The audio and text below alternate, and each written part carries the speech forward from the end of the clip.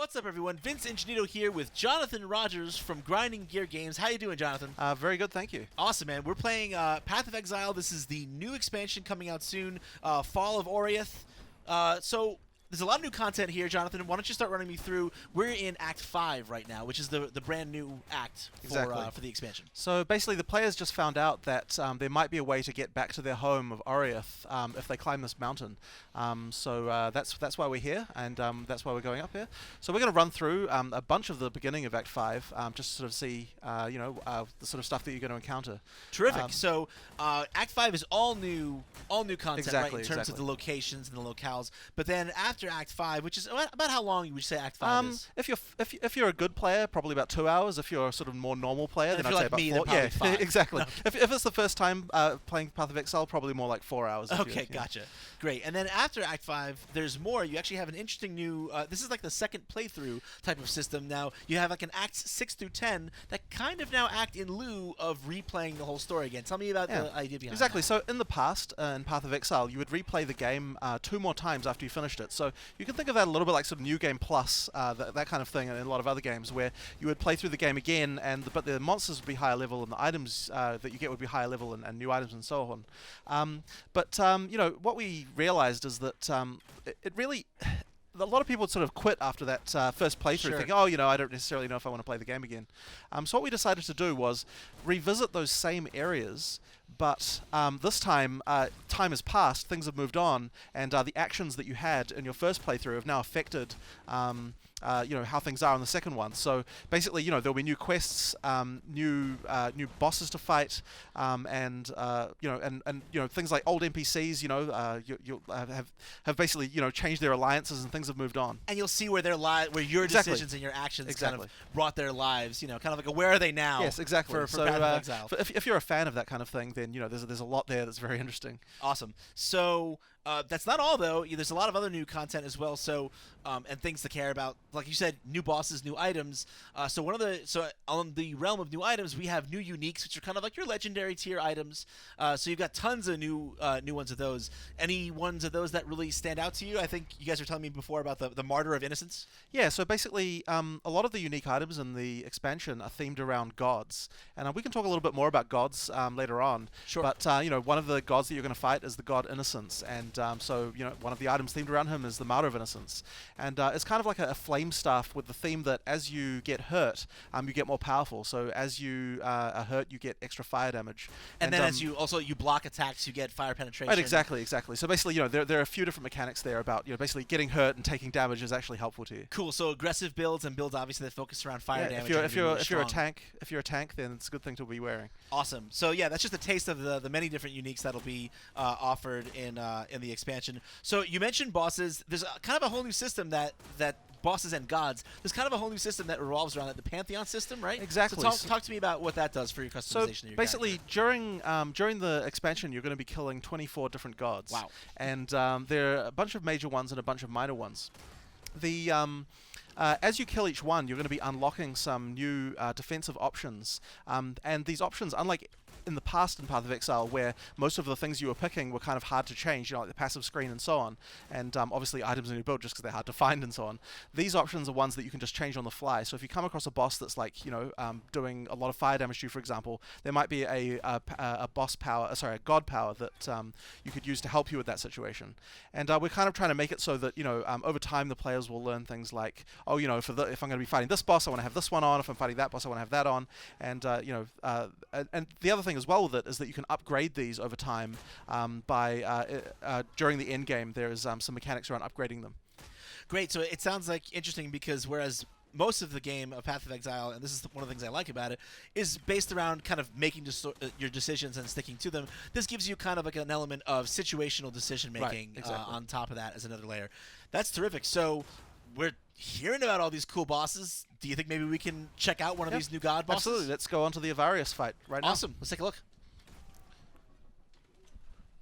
Doop-a-doop-a-doo. Dissolve. Editing. Post-production. Oh, did I don't know if that second warp worked. I'll just have to see that.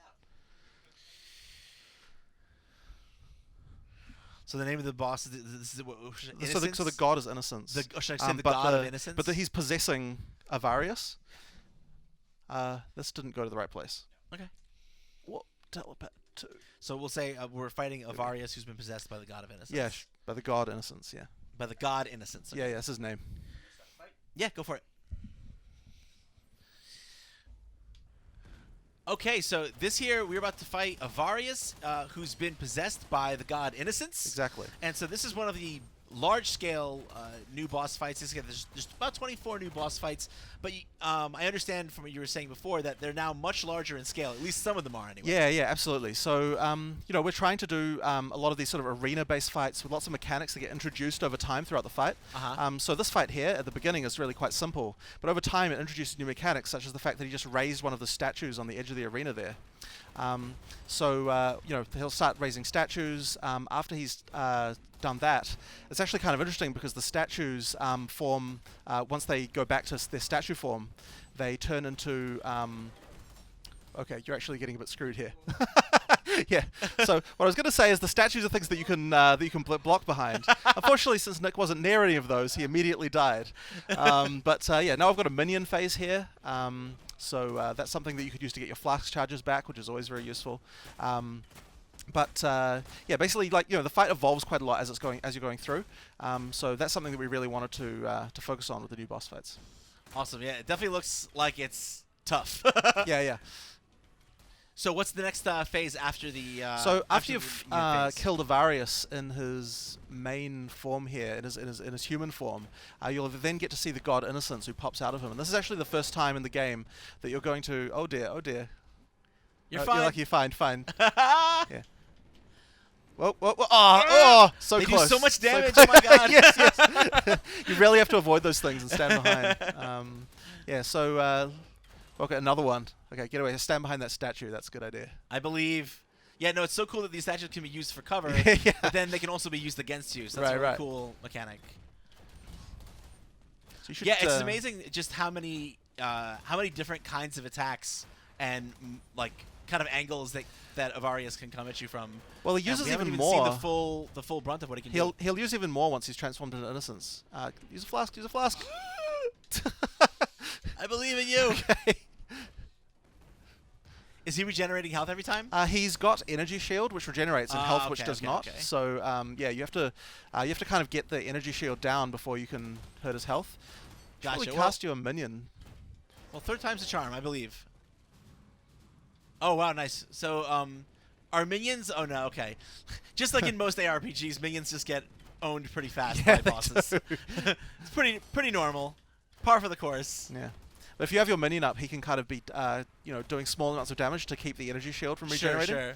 So that's useful. But there's just so much going on screen. Yeah, exactly. I can't imagine a minion being able to survive this for very long. Oh, what was that? All right. Oh my God, he's coming for you. He's coming for you. Let's see if you can get. Just need to get down that last bit of life there.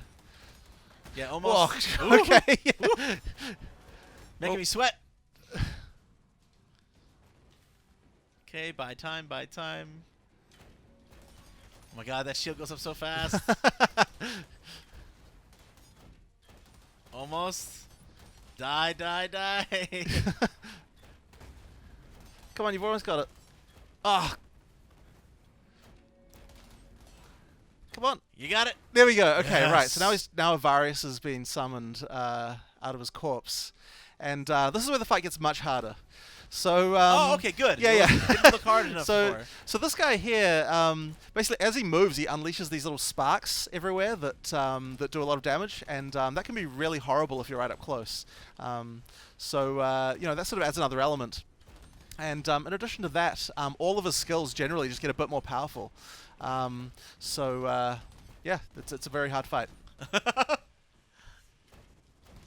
So what element are those bolts? Those are lightning damage. Okay. You got to make sure. And this fight is got fairly lightning heavy, but there are a lot of different other elements as well.